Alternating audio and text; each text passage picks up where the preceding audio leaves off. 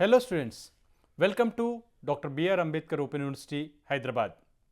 BA sociology మొదటి సంవత్సరంలోని మొదటి సెమిస్టర్లోని అంశాలను మనం చర్చిస్తున్నాం.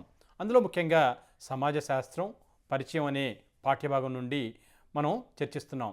అందులో భాగం 2లో ఈరోజు అంశం ఏమిటంటే నిర్వచనం. అంటే సమాజ శాస్త్రం యొక్క నిర్వచనం గురించి మనం విస్తృతంగా చర్చిద్దాం.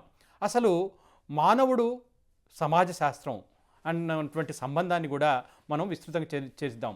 మనిషి ఒక సంఘజీవి అని, అంటే పుట్టుకతోటే మనిషి ఒంటరిగా బ్రతకలేడు, అంటే సంఘంలోనే బ్రతకాల్సినటువంటి అవసరం ఉంది.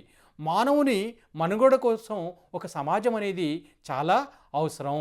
కాబట్టి మానవుడు సంఘజీవి అని మనకు క్రీస్తు పూర్వం మనకి గ్రీకు తత్వవేత్త అయినటువంటి అరిస్టాటిల్ కూడా చెప్పటం జరిగింది. అయితే మానవుని యొక్క ప్రవర్తన మూర్తిత్వించడానికి లేకుంటే పరిణామం చెందడానికి అనేక అంశాలు దోహదపడుతూ ఉంటాయి. అందులో ముఖ్యంగా భౌతికమైనటువంటివి, అంతేకాకుండా సామాజికమైనటువంటివి. భౌతికమైనటువంటి ముఖ్యంగా ప్రకృతి కావచ్చు, వాతావరణం కావచ్చు, లేకుంటే ఏదైనా ఇతర వస్తువులు కావచ్చు, ఇటువంటివి దోహదపడుతుంటాయి. అదేవిధంగా సామాజిక శక్తులు ఉంటాయి కొన్ని, అంటే తన చుట్టూ ఉన్నటువంటి మనుషులు కావచ్చు, లేకుంటే వారి యొక్క ప్రవర్తనలు కావచ్చు, లేకుంటేటువంటి ఆచార వ్యవహారాలు కావచ్చు, లేకుంటే చట్టాలు కావచ్చు. ఇలాంటివన్నీ కూడా ఒక వ్యక్తి యొక్క ప్రవర్తన పైన మార్పు రావడానికి లేకుంటే పరివర్తన చెందడానికి ఎంతగానో దోహదపడుతూ ఉంటాయి. సో సమాజ శాస్త్రం కూడా వీటన్నిటిని కూడా లోతుగా అధ్యయనం చేయటం జరుగుతూ ఉంటుంది. అయితే మానవుడు అనేవాడు ఈ ప్రకృతి శక్తుల మీద ఏదో విధంగా అతను విజయం సాధించాడు.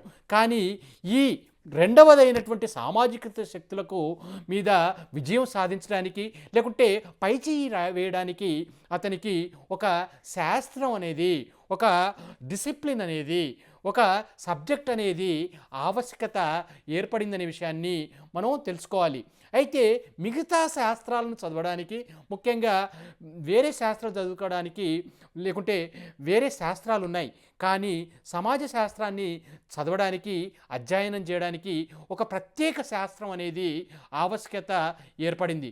కాబట్టి ఈ సమాజ శాస్త్రం వచ్చిందనే విషయాన్ని మనం తెలుసుకోవాలి. ముఖ్యంగా సమాజాన్ని ముక్కలుగా కాకుండా ఒకే సమగ్రమైనటువంటి మొత్తంగా క్షుణ్ణంగా అర్థం చేసుకోవడానికి ఒక ప్రత్యేకమైనటువంటి శాస్త్రీయమైనటువంటి చదువు అవసరం ఏర్పడింది.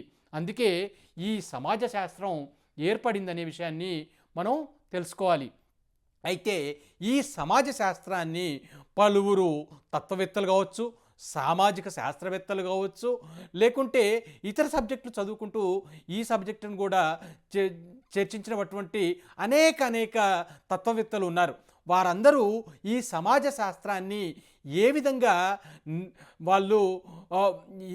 వివరించారు, లేకుంటే ఏ విధంగా ఈ సమాజ శాస్త్రాన్ని వాళ్ళు పేర్కొన్నారనే విషయాన్ని మనం ఒకసారి తెలుసుకుందాం.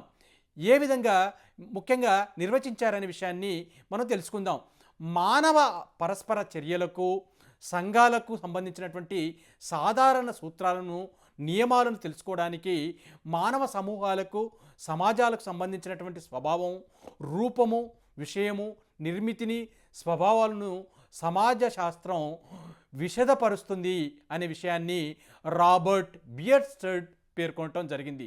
అతని యొక్క నిర్వచన ప్రకారం ఈ విధంగా మానవ పరస్పర చర్యలకు, సంఘాలకు సంబంధించినటువంటి సాధారణ సూత్రాలను, నియమాలను తెలుసుకోవడానికి ఈ మానవ సమూహాలకు సంబంధించిన స్వభావం, రూపము, విషయం, ఈ అంశాలన్నీ కూడా ఈయన మనకు నిర్వచనంలో తెలవటం జరిగింది.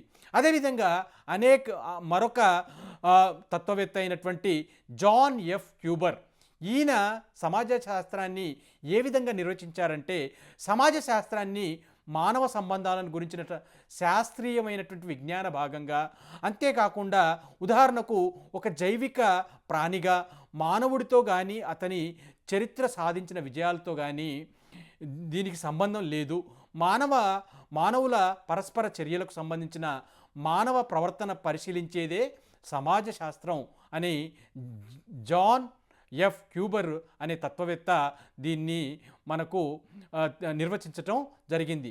అంతేకాకుండా గిలిన్ అండ్ గిలిన్ అనే ఒక తత్వవేత్త ఏ విధంగా దీన్ని నిర్వచించాడంటే, స్థూలాకారంలో వ్యక్తుల కలయిక ఆధారంగా ఏర్పడే పరస్పర చర్యల అధ్యయనంగా సమాజ శాస్త్రాన్ని పేర్కొనవచ్చు అని ఈ యొక్క సామాజిక శాస్త్రవేత్త తెలియపరచడం జరిగింది.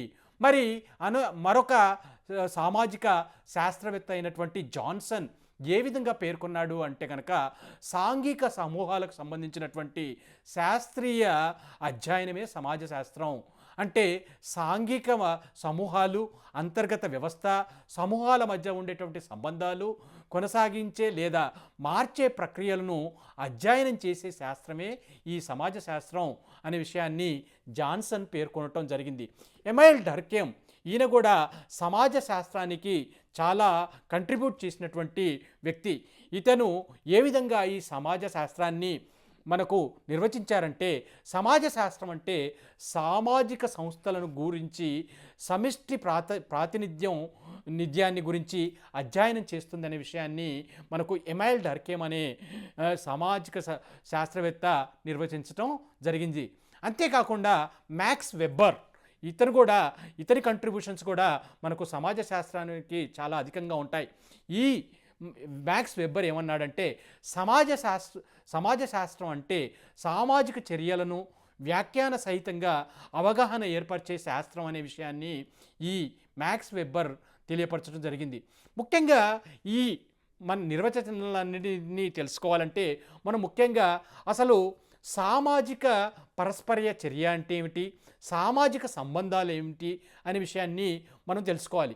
ఒక విషయం ఏంటంటే, ఇద్దరు లేదా అంతకంటే ఎక్కువ మంది వ్యక్తులు ఒకరినొకరు శ్రద్ధగా గమనిస్తూ ఒకరి ప్రవర్తన బట్టి ఇంకొకరు స్పందిస్తూ ఉంటే దాన్ని మనం ఏమంటామంటే సామాజిక పరస్పర చర్య అంటాం. అంటే సోషల్ ఇంటరాక్షన్ అంటాం.